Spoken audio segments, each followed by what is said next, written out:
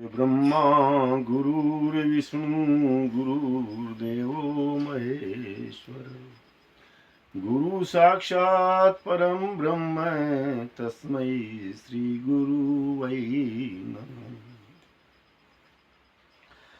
आदरणीय मित्रों,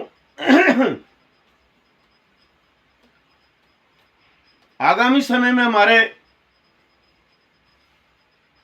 अब नवरात्रि का योग आएगा। ये एक वर्ष में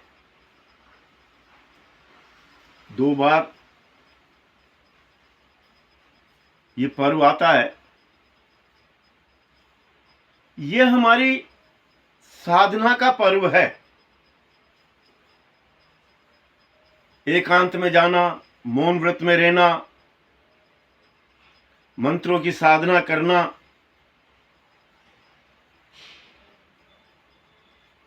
आध्यात्मिकता के विकास के लिए ये पर्व है।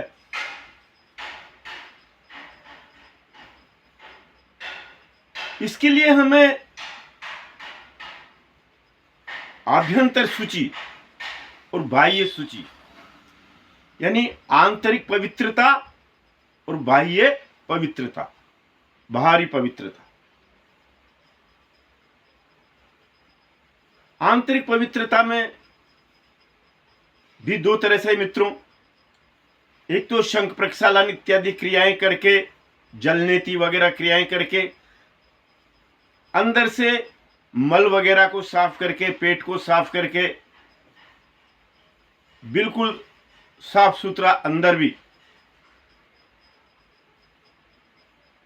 एक हमारे आंतरिक विचार सूची, उनमें भी पवित्रता। एक बाहरी पवित्रता से साफ सुथरापन तो है ही, नहाना धोना इत्यादि, और भूलवश भी हमारे से किसी का बुरा ना हो।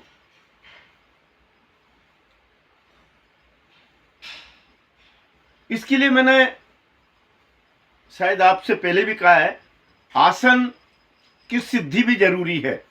पहले से ही आप नवरात्रा में जब बैठ रहे हैं उसके पहले ही, जैसे मैंने कहा ना आपसे, बाहरी शुद्धि बाह्य शुद्धि का मतलब ये भी होता है कि भाई हमें बाल वगैरह कटवाना, नाखून कटवाना, इनको पहले से ही हम लोग तैयार रहें। आभ्यंतर बाह्य सूची से हम लोग पवित्रता से, साफ सफाई से तैयार रहें। शरीर की स्थान वगैरह को सुनिश्चित करें, किस स्थान पर बैठना, वहां पर क्या क्या वस्तुएं उपलब्ध होना चाहिए, क्या उपलब्ध नहीं होना चाहिए। प्राणायाम का अभ्यास पूर्व से ही, यानी आज से ही भी कर दो आप तो अच्छा ही है। आसन का अभ्यास, प्राणायाम का अभ्यास, कितने समय तक आप आसन पर बैठे रह सकते हैं, तब कहीं जाकर के आप नवरात्रा का लाभ ले पाएंगे। आपने मंत्रों का चयन कर लिया होगा, या आपके जो भी गुरु हैं उनसे राय इत्यादि लेकर के उस मंत्र को आप लोग निश्चित रूप से सिद्ध करें। यह कोई योगिक क्रिया है, उसके अभ्यास को बढ़ाएं। आप गुरु के बताए हुए रास्ते पे चलें। गुरुओं में मैंने एक बात कह दिया मित्रों, पहले ही मैं बता देता हूं आपके लिए, जो छल कपट को जो जानता है, ऐसे गुरुओं से आपको दूर रहना होगा।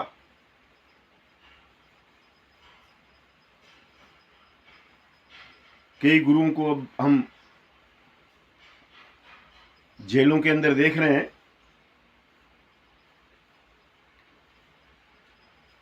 अपन जिस विषय पे बातचीत कर रहे थे वो ये है कि आप नवरात्रा की तैयारी अभी से ही 15 रोज पूर्व से ही उसकी तैयारी को शुरू कर दें, क्योंकि ये ऐसा विषय नहीं कि आप एक ही दिन में आसन लगा करके बैठ जाओ और आप 1 घंटे तक बैठे रह सकते हो, ऐसा नहीं हुआ।